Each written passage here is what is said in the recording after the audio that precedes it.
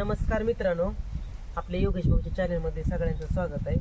तर आज व्हिडिओ करायचं कारण असं आहे की आज आहे सोमवार. तर शनिवारी एक असं दुर्दैवी घटना घडली, दुःखद घटना घडली की एक प्रशांत काय नाव वडलाच होतं त्याच्या, प्रशांत सत्यवान शिंदे. तर ह्या वय 22 आहे आणि ह्या म्हणजे आजीच म्हणायचं त्यांच्या मुलाची ही. कारण त्यांच्या शेजारी एकदम लहानपणापासून राहत होता आणि अशी दुःखद घटना घडली की 2-3 महिने तो असा आजारी डॉक्टरकडं गेल्यावर त्याला म्हणजे एवढा पोरगा हुशार, आत्ताच नोकरीला पण लागला होता, 22 वर्ष होतं त्याचं. आणि एवढा हुशार असताना ही करताना त्याच्या नशिबात म्हणजे नशीबच त्याचं हे म्हणायला लागल बघा. कारण देवाने त्याच्यावर कशी वेळ आणली हीच कळली नाही.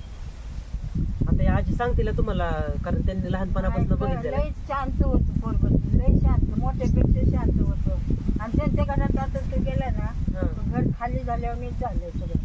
खाली म्हणजे कसं, घरातलं माणूस गेलं की एवढं लहान लेकरू नसतं तरी उद्या मधलं होतं ना, त्याच्यात मधलं निसटून गेलाय ते दोन्ही कडवर बोलल्या. लय शांत होता. बाहेर तरी दारात उभा राहिला, जेवला आधी कुठे गेलं दिसला नाही. आता करायचं राहायला मुंबईला होता बरं का, पण मी असं कधी गेलो ना तर मला मामाशिवाय म्हणजे एक मामाच म्हणायचं, मला मित्र म्हणण्यापेक्षा तुम्हाला मामाच आजारी होता तो सारखं तुमचंच नाव घ्यायचं, सारखं आठवण काढायचं. आणि शनिवारी तो एक्सपायर झाला दुपारी, पण शुक्रवारपासून तो माझी आठवण काढत होता. मग मी म्हणलं शनिवारी जायला म्हणलं संध्याकाळी, पण दुर्दैवानं योगायोगानं दुपारी अशी घटना घडली की ते दुपारीच झालं वाटतं आहे का नाही, शनिवारी दुपारीच झालं. आणि एकदम दुःखाचा डोंगर त्याच्यावर कोसळला. कारण असं कोणाच्या वैऱ्याच्या सुद्धा अशा वेळ येऊ नये असे, कारण एकदम तरण ताटा मुलगा कुठे विसरायचं. आणि 3 महिन्यापासून दवाखाना लागला मला, 3 महिन्यापासून दवाखाना लागला. दवाखान्यात गेल्यावर बी रक्त बी थोडं काही 5 पॉईंट चढवलं तरी रक्तच वाढत नव्हतं, रक्त वाढलं नाही. आणि परत 3 महिने असा त्रास झाला का त्याला, आणि अफाट पैसा गेला. अफाट पैसा घालून हाती नाही लागलं त्याच वाईट वाटतंय. पैसा एवढं गरीबीला की आई वडिलांना एवढं सगळं काय असेल त्यांच्या जवळचं सगळं मोडून तोडून लेकरासाठी केलं बरं का, पण त्याचं काही चीज झालं नाही, त्या गोष्टीचं चीजच झालं नाही. पण देवाने कसं असतं थोडं तरी यश द्यायला पाहिजे होतं. 12 1 वाजता दवाखान्यात बसायची घेऊन. मी सकाळी 8ला गेलेली, 12 ते 12 12:30ला गेली. बरं तिकडं रखडायचे दवाखान्यात. डॉक्टरनं रक्त तपासलं बरं का, तर त्याचं सांगितलं वाटतं की काहीतरी 5 पॉईंट रक्त आहे म्हणून. आणि रक्तातूनच त्याला असं म्हणजे रक्त चढतच नव्हतं वाटतं का, रक्ताचं पाण्याचं काहीतरी चढत होतं पण अंगात राहतच नव्हतं, अंगात रक्त राहत नव्हतं, वाढतच नव्हतं रक्त. तर परत त्यांनी असं चेक केलं, रिपोर्ट चेक केला की त्याला रक्तातून एक थोडासा कॅन्सर झटकला गेला. आणि तिची वाईट पिशी ती असते पिशी, त्या रक्त सगळं ती पिऊन घ्यायचं, रक्तच वाढू देत नव्हतं.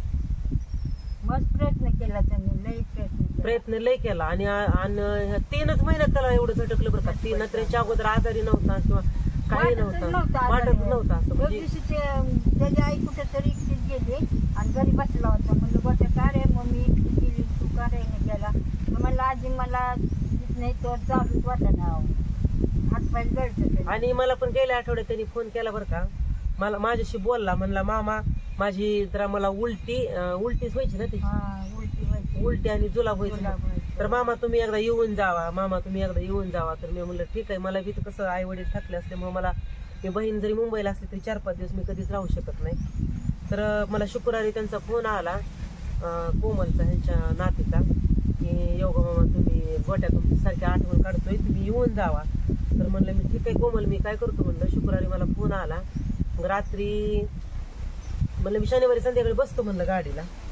तर संध्याकाळी बसण्याऐवजी दुपारी तशी घटना घडली. आणि आम्हाला सैनच पडा ना, मग मला ना राहावं ना, जातीच म्हणलं ज्यावेळी चालतं तरी मी त्याला सोडला इथं आणि गेली निघून त्यांनी वहिनींनी. आणि चौकाटाची तुझ्यावर आणि एवढं वाईट कृत्य ना कधी कुणाच्या म्हणजे कोणाच्याच आयुष्यात असं दुःखाचा डोंगर त्यांच्यावर खूप मोठ्या डोक्याचा डोंगर कसं कोसळलं बरं का.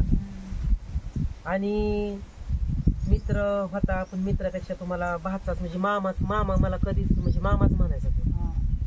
आणि कोणाला असं चोडून झटकून बोलतच नव्हता. सगळ्याला हवा हवा झालं. आणि एवढं त्याला संस्कार चांगलं होतं का? घरी गेलं का नाही ते असं पाया पडल्याशिवाय, माझ्या घरी गेले की माझ्या पाया पडायचा, हे करायचा.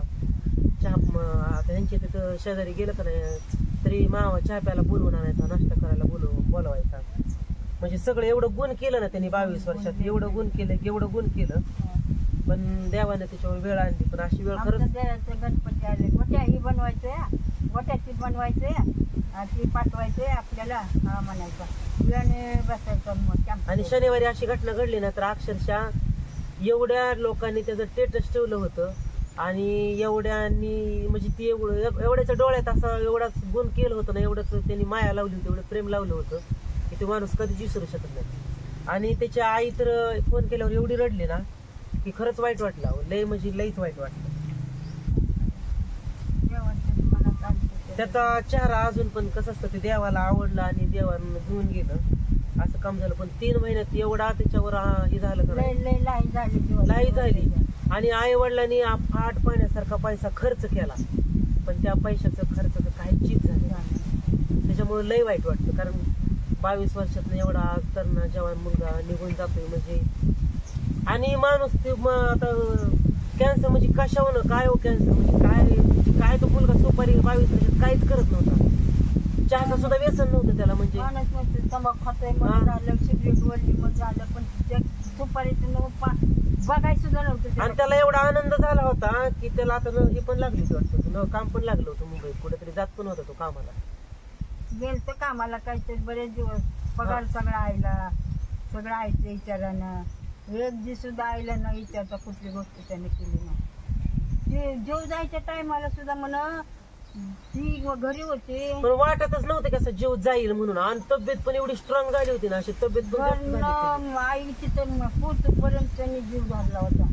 जेव्हा आईना अंगावर हात फिरवला तेव्हा मग डोळे दाखवलं त्याला, आईची वाट बघत बसला. पण आजारी नाही काय नाही, फक्त 3 महिन्यात असं थोडं सारखं दवाखान्यात जाऊन किंवा येऊन त्याच्या माग काय लागलं काय त्याच्या परमेश्वरालाच माहिती. आणि त्याच्यावर लय मोठी वेळ आली. आणि खरं वायऱ्यावर सुद्धा अशी वेळ येऊ नये. आणि एवढा सोन्यासारखा मुलगा नाही डोळ्यामधून, जातच नाही. किती प्रयत्न करा तुम्ही, जातच नाही डोळ्यामधून. सोन्यासारखा असा गोरापान, मी तुम्हाला फोटो दाखवीन त्याचा, त्याचं एवढं गुण चांगलं. काही लोकांनी धडागड फोटो होतं का नाही, बघूनच माणसाला रडायचं, फोटो बघून लय म्हणजे वाईटच झालं होती. आणि ती डोळ्यापुढं कशी जातच नाही, गोष्टच जात नाही डोळ्यापुढं. आणि शनिवारी तर एवढं जर घडलं ना, आम्ही तर आता म्हणजे काही दिवसभर काय कळलं ना तर काही खाऊच वाटलं नाही 2 दिवस. आणि त्याच्या आधीच मी अगोदर म्हणली होती बरं का वहिनीला, वहिनी आपण जाऊ, असं जाऊन आपण माघारी होतो बघून दवाखान्यात जीव माघारी आपण बोलतो. पण आहे दुसऱ्या दिवशी कळलं काय नाही गुन्हे पोट.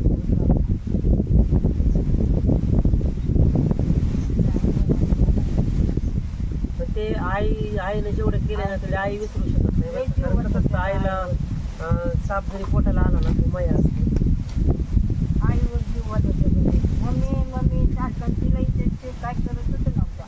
पहिलं मम्मीला विचारायचं, मम्मी असं करायचं, मम्मी कसं करायचं. पगार झाला तरी मम्मीला कधी म्हणलं नाही माझी माझ्या कुठं बाहेर. आणि आई वडिलांचा संस्कार त्याच्यावर बाहेर गेले ना कुठं, कोणी जरी म्हणलं का नाही गोट्या जरा एवढं पैसे सोडलं मला लगेच दे म्हणायचं नाही की मला मागतो कुठलं दे.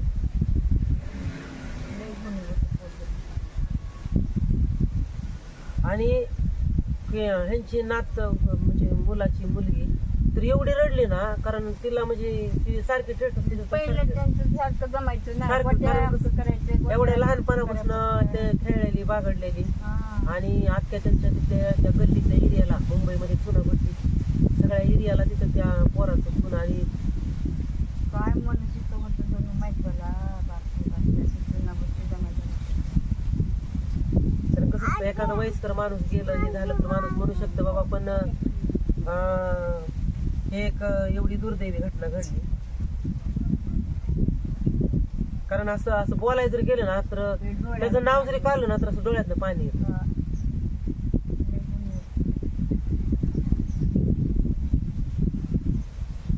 वाटतच नाही की मेलं म्हणायचं सुद्धा अंगावर काटा येतो मेला गोट्या म्हणायचं काटा येतो अंगावर कसं म्हणायचं. वाटतच नाही की असं गोष्ट की असं वाटतं की कुठेतरी निघून गेलाय किंवा कुठेतरी कामावर गेलाय तर काय झालंय. कामाला जाताना एवढा गोरा पान उंचीच्या उंची आणि तब्येत कशी भारी आता आणि मरायच्या टायमाला तब्येत ह्या 2-3 महिन्यात तब्येत नाही झाली. दवाखान्यात आधी इथनं नेताना तुकड्यासारखं झालता पण तिथं गेल्यावर आज दिवसाचं नुसतं पहिल्यासारखं दिसायला लागला. आणि सगळ्यांची आठवण काढायचं बरं का, सगळ्यांची आठवण काढत होता. मला तर लय म्हणजे माझं तर सारखंच योगा मामाला बोलावा करायचं. मग मी असं विचारलं म्हणलं अगं फोन लाव म्हणावं बोलते योगाला म्हणावं. एक दिवशी त्याच्या अगोदर एक 4-5 दिवस फोन केला बरं का. मला सविता म्हणली दादा फोन करा तुम्ही म्हणली दवाखान्यात आहे मम्मीच्या मोबाईलवर. मग मी त्याच्या मोबाईलवर नाही केला, प्रशांतच्या मम्मीच्या मोबाईलवर केला. तर त्यावेळेस सुद्धा म्हणला मामा तुम्ही येऊन भेटून जावा म्हणला. त्यावेळेला काय होते प्रशांत तर काय नाही म्हणलं ना मला असं उलटीच होती म्हणलं सारखी झाल्यासारखी तुम्ही येऊन जावा नुसतं. रडला बरं का त्यावेळेस पण थोडं वाईट वाटलं असतं रडल्यावर. मी म्हणलं प्रशांत म्हणलं आई पण माझी तर आजार आहे म्हणलं मी आईला थोडं बरं वाटलं का एक दिवशी येऊन जाईल पण शेवटपर्यंत भेट नाही झाली बरं का. आम्ही पण जावं म्हणलं होतं पण नाही आम्हाला जाणं झालं. दुसऱ्या दिवशीच कळलं गेलं वेळेला लागलं होतं लोणावळ्यात कळलं त्याला गेला गोट्या म्हणून. आधीच त्या दिवशी संध्याकाळी शुक्रवारी सगळी तिथंच होती दवाखान्यात सगळीच गेलती. नाही मला 11 वाजता कोमलचा फोन आलता शुक्रवारी संध्याकाळी. मग ते तेव्हा ती सगळी दवाखान्यातच होती. म्हणली गोट्या कोमल रडली म्हणजे मामा गोट्याला चेड करायला लागलाय म्हणली. आणि तुम्ही म्हणलं ठीक आहे मी कोमल आता गाडी पण नाही यायला म्हणलं मी शनिवारी संध्याकाळी आईचं भाऊचं पाण्याचं प्यायचं पाणी सगळं नियोजन करतो. शनिवारी संध्याकाळी गाडीला बसतो रविवारी भेटून पुन्हा संध्याकाळी लगेच येतो म्हणलं महागाडी. पण रविवारी मला वाटतं 1 वाजता झालं वाटतं. शनिवारी 1 वाजता झालं दुपारी. लोणावळ्यात महागाडी गेला आईने चाललो म्हणला महागाडी वाटत गेला. देव आमचा कधी कोणाला रडणार नाही ते वाट्याचं. म्हणजे ती कसं पोरगच वेगळं होतं कोणाच्या माहिती जात नव्हतं बापूवर टाकल्याचं वाट्याचं स्वतः देखायचं. दवाखान्यात गेला देवाने अशी वेळ आणली दवाखान्यात पैसा आई वडिलांनी तर बरंच पैसे लय खर्च केला. पैसे नसताना सुद्धा माणूस कसं सूचना पाचणं करून काही करून दोघा भावा